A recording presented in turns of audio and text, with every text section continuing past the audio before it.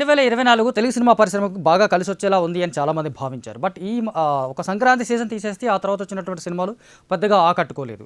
ఫిబ్రవరిలో చాలా అంచనాలతో వచ్చినటువంటి ఈగల్ కానీ, ఆ తర్వాత చాలా కాన్ఫిడెంట్గా వచ్చినటువంటి ఊరి పేరు భైరవకోన సినిమాలు కానీ కమర్షియల్గా పెద్దగా వర్కౌట్ అయినట్టుగా కనిపించలేదు. కానీ కొంతవరకు ఊరి పేరు భైరవకోన సినిమా ఓకే అనిపించుకుందని చెప్పాలి. ఆ తర్వాత వచ్చిన సినిమాలు కానీ, అంతకుముందు వచ్చిన సినిమాలు కానీ పెద్దగా ఆకట్టుకోలేదు.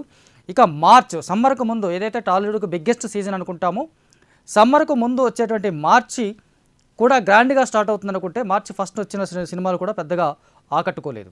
కొంతలో కొంత భూతద్దం భాస్కర్ నారాయణ ఓకే అనిపించుకున్నప్పటికీ ప్రాపర్ ప్రమోషన్స్ లేకపోవడం వల్ల, లేదా స్టార్ కాస్ట్ లేకపోవడం వల్ల ఆ సినిమా వైడ్ రేంజ్లో ఆడియన్స్కి రీచ్ అవ్వలేదు అనేది నిజం.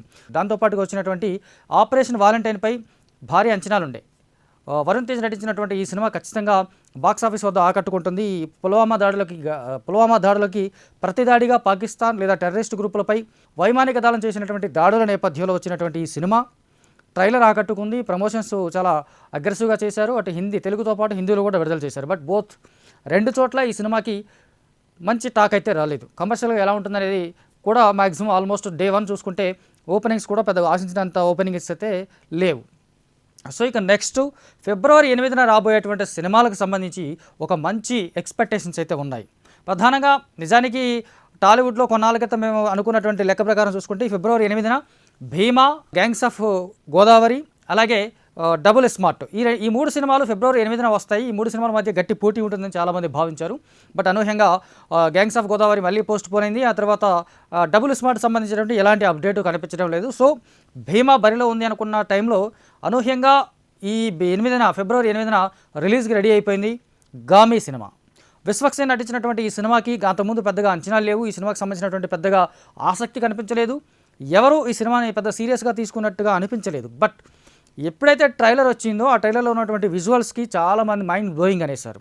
అద్భుతమైనటువంటి విజువల్స్తో పాటు ఒక బలమైనటువంటి కంటెంట్ ఈ సినిమాలో ఉండొచ్చు అనేలాగా ప్రేక్షకులు ఒక రకమైనటువంటి నమ్మకాన్ని క్రియేట్ చేయడంలో గామి ట్రైలర్ సక్సెస్ అయిందనే చెప్పాలి. దానికి తోడు ఈ ట్రైలర్ని ప్రస్తుతం నేషనల్ సెన్సేషన్గా ఉన్నటువంటి డైరెక్టర్ సందీప్ రెడ్డి వంగ రిలీజ్ చేయడం, అలాగే ట్రైలర్కి ఆల్ ద బెస్ట్ చెప్తూ ప్రభాస్ కూడా ఒక వీడియో బయట ఇవ్వడం అనేది సినిమా పైన అంచనాలు పెంచడమే కాదు, సినిమాని జనాల్లోకి చాలా స్పీడ్గాను వేగంగాను తీసుకెళ్ళడానికి సహాయపడ్డాయి అనేది వాస్తవం.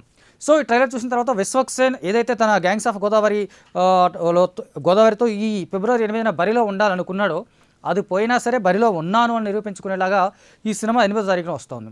సో ఇప్పుడు ట్రైలర్తో దాని అంచనాలు పెంచింది. ఇప్పుడు సినిమా టాక్ ఆఫ్ ద టౌన్గా ఉంది. చాలామంది ఈ సినిమా గురించి మాట్లాడుకుంటున్నారు.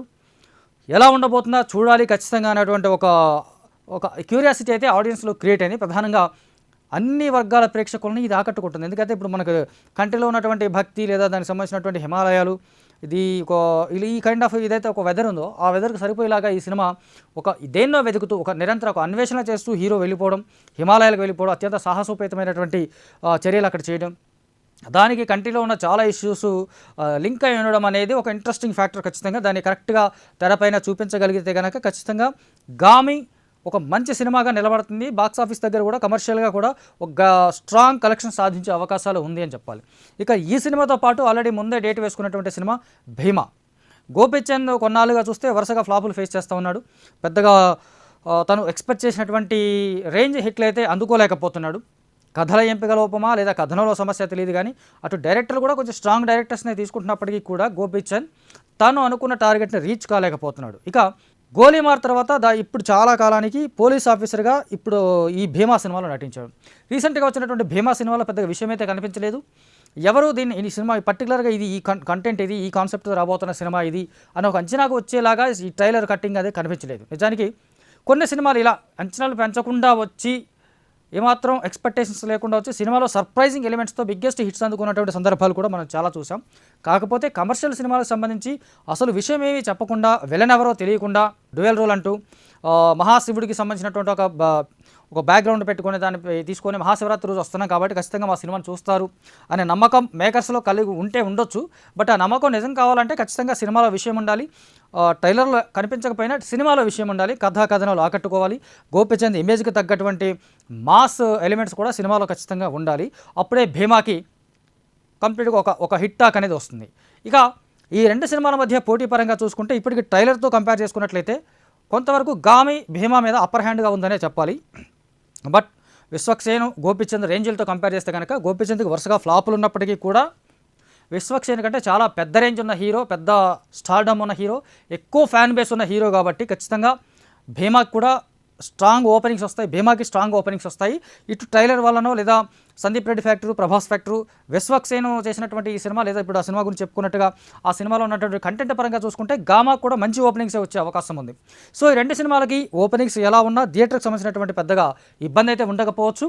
ఆ రెండు సినిమాల మధ్య ఉన్న పోటీ చూసుకున్నప్పుడు కూడా రెండు డిఫరెంట్ కంటెంట్స్, డిఫరెంట్ జానర్స్లో ఉన్నటువంటి సినిమాలుగా కనిపిస్తున్నాయి కాబట్టి కంటెంట్ పరంగా కూడా ఈ రెండింటి మధ్య పోటీ ఉండకపోవచ్చు. కాకపోతే కమర్షియల్గా ఈ రెండు సినిమాలు ఏ రేంజ్ హిట్స్ అందుకుంటాయి, కమర్షియల్గా ఎవరు అప్పర్ హ్యాండ్ సాధిస్తారు, డే 1 కావచ్చు, డే వీకెండ్ కావచ్చు, ఆ తర్వాత పండగ సందర్భాన్ని, పండగ మూడ్ని ఎవరు ఎక్కువగా క్యాష్ చేసుకోగలుగుతారు అనేది దాన్ని బట్టి వీళ్ళిద్దరి మధ్య పోటీలో ఎవరు అప్పర్ హ్యాండ్గా నిలిచారనేది తెలుస్తుంది. ఇక ఈ రెండు సినిమాలతో పాటు రీసెంట్గా మలయాళం నుంచి రూపొంది చాలా పెద్ద హిట్ అయినటువంటి ఒక చిన్న సినిమా, ఒక లవ్ స్టోరీ ప్రేమలు అనే సినిమాని తెలుగులో కూడా డబ్ చేస్తూ ఉన్నారు. నిజానికి ఈ సినిమా మలయాళం వల్ల అయినా సరే దాని నేపథ్యం అంతా హైదరాబాద్లో జరుగుతుంది. హైదరాబాద్ని వాళ్ళు బాగా ఎక్స్ప్లోర్ చేశారు. హైదరాబాద్లో మనకి వాళ్ళు హైదరాబాద్లో చదువుకుంటమా లేదా ఉద్యోగాలు చేయటమా, ఈ సెక్షన్లో హైదరాబాద్లో ఉన్న మలయాళీలకి ఎలాంటి అనుభవాలు ఎదురయ్యాయి, ఎలాంటి ఇక్కడ హైదరాబాద్ వాళ్ళకి ఎలాంటి ఆతిథ్యం లభించింది, ఇలాంటి కంటెంట్తో పాటు ఒక అద్భుతమైన బ్యూటిఫుల్ లవ్ స్టోరీ ఈ సినిమాని సూపర్ హిట్గా నిలబెట్టింది. ఆ సినిమాని తెలుగులో డబ్ చేస్తున్నారు. విశేషం ఏంటంటే ఈ సినిమాకి రీసెంట్గా ఈటీవీ విన్లో #90s అనే ఒక వెబ్ సిరీస్తో సూపర్ హిట్ అందుకున్నటువంటి దర్శకుడు ఈ సినిమాకి తెలుగులో డైలాగ్స్ రాస్తున్నాడు. అందుచేత కొంచెం ఆసక్తిగా కనిపిస్తూ ఉంది. కాంపిటీషన్ మాత్రం పూర్తిగా గామి వర్సెస్ భీమా మధ్య పోటీ ఉండబోతోంది. ఈ పోటీలో కంటెంటే విన్నర్ని డిసైడ్ చేస్తుంది కాబట్టి ఆ కంటెంట్ ఎవరి దగ్గర ఉంటే వాళ్ళే కమర్షియల్గాను బ్లాక్ బస్టర్ అందుకొని అప్పర్ హ్యాండ్ సాధిస్తారు.